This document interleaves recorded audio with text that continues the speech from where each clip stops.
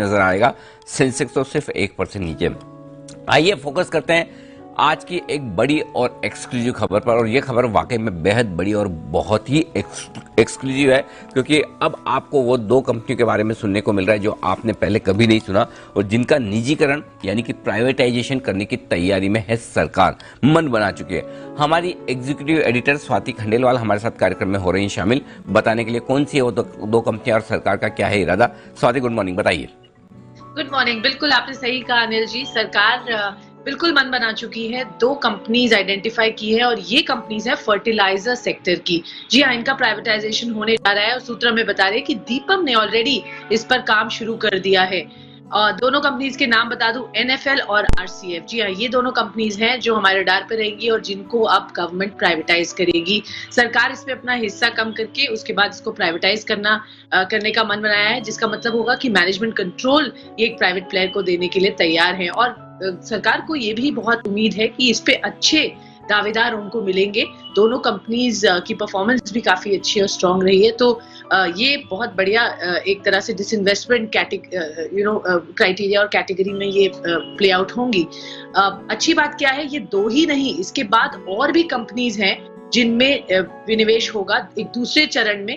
बाकी कंपनीज का विनिवेश होगा यहाँ फर्टिलाइजर सेक्टर को अगर हम बात करें। और आप देखिए फर्टिलाइजर में सरकार की सोच धीरे धीरे उसको ओपन अप कर रही है। अगर आप देखिए, हमने देखा डायरेक्ट बेनिफिट या डायरेक्ट कैश ट्रांसफर की सुविधा उपलब्ध कराई गई। उसके बाद सरकार चाह रही है कि यूरिया की प्राइसेस डीकंट्रोल की बात हो रही है और अब प्राइवेटाइजेशन की तरफ आगे बढ़ रही है। तो ये दो कंपनीज हमारे सूत्र में बता रहे हैं, top level sources in the government की NFL और RCF, ये दो कंपनीज प्राइवेटाइज होंगी। चलिए, तो NFL, RCF दोनों ही कंपनी प्राइवेटाइज होने की तैयारी में। और सर, कल ही आप डिस्कस कर रहे थे प्राइवेटाइजेशन होने पर कितना इंपॉर्टेंट और कितना अच्छा साबित होता हुआ दिखेगा। अब ये जो खबर एक्सक्लूसिव चल रही, कितना बड़ा है ये? तो कल हुआ ये कि मानसी, जिस तरह से फर्टिलाइजर स्टॉक्स एक्शन में, तो हम सोच रहे थे हुआ क्या है, ऐसा क्या हुआ कि सारे फर्टिलाइजर स्टॉक्स इतनी तेजी से दौड़ लगा रहे हैं। तो कल काफी मेहनत मशक्कत के बाद स्वाति ने ये बड़ी और एक्सक्लूसिव खबर निकाली है कि सरकार चुनिंदा फर्टिलाइजर कंपनियों का प्राइवेटाइजेशन करने जा रही है। देखिए, जो स्वाति ने कहा उसे ध्यान से सुनिए। पहली चीज, पहले चरण में NFL और RCF को बेचा जाएगा। पहली चीज तो बेचा जाएगा, प्राइवेटाइज किया जाएगा। ठीक है, इसका मतलब ये दूसरा चरण हो रहा है। हाँ, इसका मतलब कुछ और कंपनियां आगे आती हुई दिखेगी। तो चलिए, अगली लिस्ट में कौन सी कंपनियां वो बाद में सोचें भी, लेकिन NFL RCF को सबसे पहले चुना है। अब मैं पहले आपको RCF का बता दूं जी। RCF में सिंपल है, 3500 करोड़ का मार्केट कैप है और जो चेंबूर मुंबई में इनके पास लैंड बैंक है 10 से 12,000 करोड़ का, तो लैंड बैंक वही है, खाली लैंड बैंक है। तो चलिए आप मान लें कि लैंड बैंक तो कब बिकेगा, नहीं बिकेगा, कब मोनेटाइज होगा। हालांकि अब तो एसेट मोनेटाइजेशन के लिए अलग से एक डिपार्टमेंट ही बन गया है सरकार में, समझ लीजिए, और सारी सरकारी कंपनियों के एसेट्स को मोनेटाइज करने की तैयारी चल रही है। तो RCF का भी बिकेगा, कोई डाउट ही नहीं है कि इनका भी 10-12,000 करोड़ का, मुंबई का हार्ट में अगर इतना बड़ा लैंड बैंक है तो अल्टीमेटली वो पैसा तो सरकार को चाहिए। लेकिन एक बार उसको अलग रख के कि आपकी जो मार्केट कैप है उससे 3 गुना 4 गुना लैंड बैंक आपके पास है, वो छोड़ भी दें, तब भी आप देखिए पिछले 2 क्वार्टर में 5.5 रुपए के आसपास की EPS की है कंपनी ने। ठीक है, और पूरे साल के आप 11 रुपए के आसपास की कैश EPS समझ लें और पूरे साल के 8 रुपए के आसपास की नॉर्मल EPS समझ लें, तो भी आप 8 के मल्टीपल पर देख रहे हैं। कैश EPS के हिसाब से देखेंगे तो 6 के मल्टीपल पर स्टॉक है। यहां से जबरदस्त वैल्यू बन सकती है RCF में। अगर RCF की लैंड बैंक को अलग मोनेटाइज किया जाए और इस कंपनी को बेचा जाए, तो अगर ये होता है तो जिस तरह से 35 रुपए वाला SCA आपका 100 रुपए हो गया, शिपिंग कॉर्पोरेशन, RCF 70 रुपए वाला RCF आराम से 300, 350 रुपए, 400 रुपए हो सकता है। 300, 350, 400 रुपए आराम से। इतनी वैल्यू है, इतनी वैल्यू है। बस ये कि आप किस तरह से बेचते हैं वो इम्पोर्टेंट है। क्यों?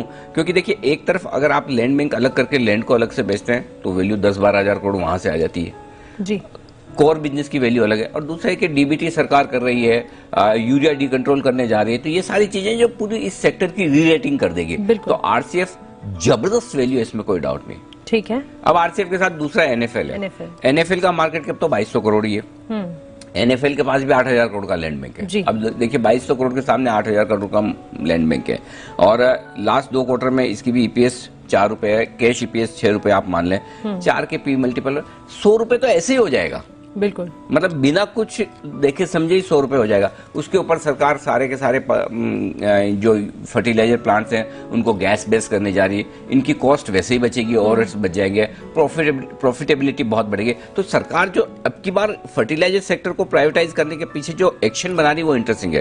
पहले आप यूरिया डी कंट्रोल करो, डायरेक्ट बेनिफिट ऑफ ट्रांसफर करो और गैस बेस कर लो, फिर बेचो, तो जो वैल्यू निकल कर आएगी। और उसके बाद जब प्राइवेट प्लेयर का नाम आ जाएगा तो और आपके लिए तो ये स्टॉक्स ऐसे हैं जो आपको शांति से 2 साल के लिए, क्योंकि ये जल्दी में आजकल में होने वाला नहीं है, ये टाइम लगने वाली प्रोसेस है। आप देखिए बीपीसीएल शिपिंग कॉर्पोरेशन में भी टाइम लगता है, इनमें 1-2 साल की कहानी है। इनको लेके छोड़ दीजिए पोर्टफोलियो।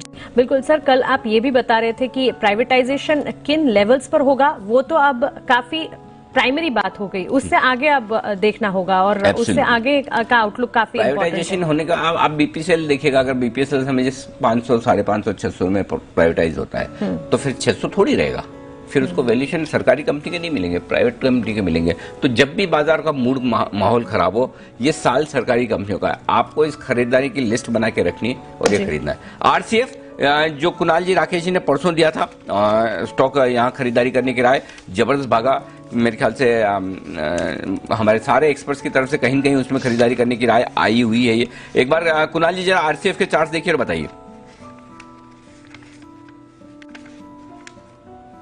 अनिल देखिए चार्ट बहुत बढ़िया है और मैंने राकेश जी ने खरीदारी की राय दी और उससे पहले अनिल जी आपने लगातार इस पर खरीदारी की राय दी है।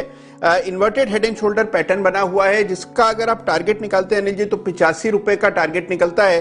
तो अभी भी इसमें काफी रूम है अपसाइड का, मौजूदा स्तरों पर गिरावट में इसको बाय करें, ट्रेलिंग स्टॉप लॉस रखें जिन्होंने पहले का लिया हुआ है और 85 के लक्ष्य से बने रहने की राय। ओके, एक और स्टॉक एनएफएल भी है जिसका भी 8000 करोड़ के आसपास का लैंड बैंक है, जो हम बता रहे हैं 2200 करोड़ के मार्केट कैप के सामने।